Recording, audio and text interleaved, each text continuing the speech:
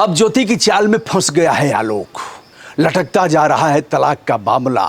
आलोक की पत्नी ज्योति और भी उसे लटकाना चाहती है। अब ऐसा फंस गया है कि निकलने का कोई रास्ता सूझ नहीं रहा है। आलोक के हाथ से तीर निकल चुकी है।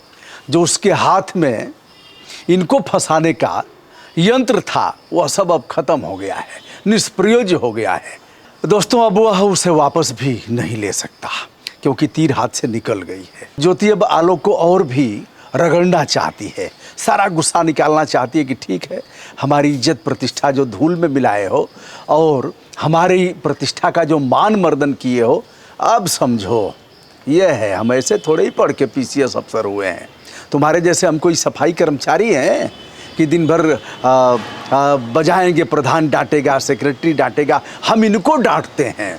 तो ऐसे हम थोड़े ही हुए हैं। जानिए आगे क्या हुआ दोस्तों, किस तरह से मामला लटक रहा है और आलोक फंसता जा रहा है। इसका कारण क्या है? क्या आलोक जेल भी जाएगा इस मामले में? जी हाँ, जा सकता है। ज्योति मौर्य आलोक को भिजवा सकती है जेल, पूरे मामले को कर सकती है तबाह, पूरे परिवार को। कारण उसके ऊपर आलोक तथा आलोक के परिवार पर किए गए तमाम मुकदमे हैं। जाहिर सी बात है कि वह स्वयं टॉपर पीसीएस अधिकारी है, उसके सलाहकार भी काफ़ी पढ़े लिखे होंगे, ज्योति के पास पैसा भी है और वह अच्छे अच्छे वकील हायर कर सकती है। साथ ही उसका दोस्त, नाम आप सभी जानते हैं, चलिए बता भी देता हूँ, जो उसका दोस्त है, जो चर्चित दोस्त है, जिसने इन दोनों के खूबसूरत जीवन में दरार डाला, जिसने खाई पैदा किया, जिसने मन मुटाव दोनों के जीवन में किया, उसका नाम है होमगार्ड का कमांडेंट मनीष दुबे। मुश्किलों का पहले से भी सामना वह कर चुका है, कई मुकदमों को और कई जांचों को झेला वह, और फिर अपनी पत्नी से भी उसका मुकदमा चल रहा है। उसकी भी राय आलोक के लिए आने वाले समय में काफ़ी घातक हो सकती है। प्रयागराज के परिवार न्यायालय में शुक्रवार को सुनवाई की तिथि सुनिश्चित थी, जिसमें आलोक की तरफ से माफीनामा देकर अगली तिथि पर सुनवाई करने की अपील की गई। अब आलोक क्यों भाग रहा है? पहले भाग रही थी ज्योति, नहीं आई तारीख पर, दो तारीख ऐसे ही निकल गई, कहा कि हमें छुट्टी नहीं मिल रही है, अगले किसी में कुछ और भी बहाना बना दिया। अब आलोक भाग रहा है परिवार न्यायालय से। परिवार न्यायालय में मुकदमा किसने किया है? मुकदमा किया है ज्योति ने। 498A भी लगा है और उसमें यह है कि हमें यह प्रताड़ित करते हैं, हमसे दहेज का पैसा मांगते हैं, और उसने तलाक का मुकदमा योजित किया है। आलोक ने माफ़ीनामा लगाया और माफ़ीनामा में यह कहा कि हुजूर कोई अगली तारीख दी जाए, इस तारीख में हम उपस्थित नहीं हो सकते। न्यायालय ने, परिवार न्यायालय में अब अगली तारीख निर्धारित कर दिया है, यानी अगली तारीख है 28 अक्टूबर। 1 महीने का पूरा समय है इन दोनों लोगों के मुकद्दर के संवारने, सजाने और फिर बर्बाद करने का। जीवन सकारात्मक दिशा में यह गाड़ी चलेगी अथवा फिर टूट करके विखंडित हो जाएगी। पिछले 2 तारीखों पर ज्योति मौर्य उपस्थित नहीं हुई थी, जैसा कि मैंने बताया, और 18 अगस्त को पिछली वाली सुनवाई थी, जिसमें जो ज्योति मौर्य ने तलाक के लिए दाखिल किया था, जो उनके तरफ से मुकदमा किया गया था, उस अभिलेख की कापी मांगा था आलोक के अधिवक्ता ने, और यह कहा था हुजूर कापी देखेंगे तो उसके आधार पर हम जवाब दाखिल करेंगे। वह जवाब भी अभी तक दाखिल नहीं किया गया। जानकारों का कहना है कि पर्दे के पीछे ज्योति और आलोक में जो सुलहनामा हुआ था, जो पंचायत हुई थी, जिसका उल्लेख हमने किया कि कई भारी भरकम ओहदे के लोग जिनका काफ़ी रसूख है, उन लोगों ने इस मामले में पहल किया था और दोनों को बैठा करके मामले में सुलह समझौता किया था। तय हुआ था कि ज्योति की नौकरी अब आलोक के हाथ में है। कहा गया था देखो अब ज्योति की नौकरी, कितना मेहनत से नौकरी मिलती है पीसीएस, तुम तो नहीं ना हो पाए, कैसे कैसे तुम हुए हो सफाई कर्मचारी, तुम जानते हो, और इसको पीसीएस की नौकरी मिल गई है। नौकरी अगर चली जाएगी तो तुम्हें क्या मिलेगा? जिन बेटियों के लिए तुम तड़प रहे हो, उन बेटियों के भविष्य का क्या होगा? कैसे उनकी शादी होगी? और फिर यह भी कहा गया कि ज्योति तुम्हारे इस शिकायत के आधार पर जेल भी जाएगी, उसकी नौकरी भी जाएगी, तुम्हें मिलेगा क्या? फिर कहा गया, कई तरह से समझाते बुझाते हैं लोग पंचायत में ना, कि अच्छा मान लो अगर ज्योति ने पैसा खर्च करके शासन में अपने रसूख का इस्तेमाल करते हुए, कुछ अगर पॉलिटिकल जो बड़े बड़े एलिमेंट हैं वो अगर इसमें पहल करते हैं और जांच में अगर कुछ नहीं होता है, सिद्ध नहीं होता है, यह अभी बताया जा सकता है कि पीसीएस बताया गया कि एक ही जात के कई दर्जन पीसीएस हुए और यह मामला सीबीआई में चल रहा है। सीबीआई अभी तक सो रही है, खूब बढ़िया से सो रही है। तो सीबीआई में चल रहा है कि इनकी कॉपी किसी दूसरे ने लिखा है और यह पीसीएस बन गए। अब वो लोग एडीएम बनने की स्थिति में हैं, बन भी गए होंगे, चाहे एडीएम बन जाएंगे।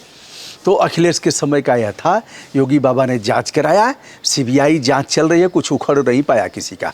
तो उसमें क्या है, अरे भैया एक हाल में बैठा करके और कैमरे चारों तरफ से लगा करके उनकी पुरानी कापियाँ, अब इंतजार हो रहा है कि वो कापियाँ जल गई, आग लग गई और कापियाँ जल गई। यही खेल होता है और सब खेल करते हैं एक दूसरे के। मैंने कहा है ना, चोर चोर, आगे की लाइन पूरा करिएगा, चोर चोर चोर चोर मौसी के लड़के। तो अब सब खेल हो रहा है। अरे करना क्या है जी, उनको बैठा दो, जो लोग हैं टापर पीसीएस हैं, जो लोग सजाती पीसीएस हैं। अखिलेश भी कह रहे हैं कि जांच करवा दीजिए, तो बैठा करके कापी लिखवा दीजिए, दोनों का मिलान करा दीजिए और उनको अपराध दर्ज करा के घर भेज दीजिए। एक बड़े सिंडिकेट का खुलासा होगा और जो सही बच्चे हैं, जो नहीं हो पाए हैं, उनका भी भाग्य जग जाएगा। लेकिन भागते हैं इसलिए कि चोर चोर चोर चोर। चलिए, यह अभी कहा गया कि यदि इसमें कुछ नहीं होता है उसकी जांच में, तो तुम्हारा क्या होगा। तुम अपने को देख लो, 2 मुकदमे जो दर्ज हैं उस पर क्या होगा। तुम तो जेल जाओगे, तुम्हारा परिवार भी जेल जाएगा। ऐसे में आलोक ने पहल करते हुए उस जांच को वापस ले लिया, अपने आप को अलग थलग कर लिया और फिर कहा कि इस मामले में हमें कुछ नहीं कहना है। जैसा कि आपने भागते हुए उसे और बचते हुए देखा। धूमनगंज थाने में 2 मुकदमे दर्ज कराए गए हैं। अब समझौते के आधार पर उन दोनों मुकदमों को ज्योति मौर्य के द्वारा वापस लिया जाना है, जिसको वह ले नहीं रही है, नंबर 1। नंबर 2, उसकी जेठानी की तरफ से जो मुकदमे किए गए हैं अपने पति अशोक, उनके भाई और आलोक के ऊपर मारपीट करने, जान से मारने की धमकी देने, दहेज मांगने इत्यादि इत्यादि के, वह मामला अभी चल ही रहा है। ऐसे में उसके परिवार के सामने सबसे बड़ा संकट है कि अपने परिवार को कैसे बचाए। यदि ज्योति मौर्य, जो पूर्व में तय हुआ है इनके और आलोक के बीच में जो अनुबंध है, उसके आधार पर अगर वह नहीं मानती है, मुकदमे नहीं वापस करती है, तो आलोक क्या फिर से इस शिकायत को कर सकते हैं, वापस ले सकते हैं, फिर कह सकते हैं कि इसमें जांच किया जाए, रीस्टार्ट हो सकता है। ऐसा नहीं हो सकता, क्योंकि अब कहेंगे कि बार बार यह बनिया की दुकान बनाया हो क्या, और फिर इनके ऊपर ब्लैकमेल करने का भी मुकदमा दर्ज हो जाएगा। ज्योति इतनी मूर्ख तो है नहीं, जब इनसे अगर लेन देन की बात हुई होगी, पैसे रुपए दिए होंगे या पैसे रुपए देने की बात की गई होगी कि ठीक है तुम्हारा इतना नुकसान हुआ, हम इतना पैसा दे देते हैं, तो उन लोगों ने आलोक का दाव अपनाते हुए इसकी रिकॉर्डिंग भी किया होगा। संभवतः इसकी वीडियो रिकॉर्डिंग भी होगी गोपनीय कैमरे से। ऐसे में अब आलोक के सामने कोई रास्ता नहीं है। अगर आलोक फिर से शासन से कहते हैं कि हमें दबाव बना करके जान से मारने की धमकी देकर के शिकायत वापस किया गया है, तो शासन इनके ऊपर मुकदमा फिर से दर्ज कराएगा और ज्योति मौर्य की तरफ से जो कुछ रिकॉर्ड समझौते में इनके ऊपर इनके रिकॉर्ड एकत्र किए गए होंगे, उसका भी वह प्रयोग करके इनको ब्लैकमेल करेगी। उसके सलाहकार अब काफ़ी सक्रिय हो गए हैं। ऐसे में अब आलोक मौर्य के सामने और कोई रास्ता दिख नहीं रहा है। आगे क्या होता है, फिलहाल इंतज़ार करिए। 26 अक्टूबर को जो तिथि निर्धारित की गई है और इस मामले में आलोक चारों खाने चित्त होता हुआ दिख रहा है और ज्योति मौर्य की बल्ले बल्ले है।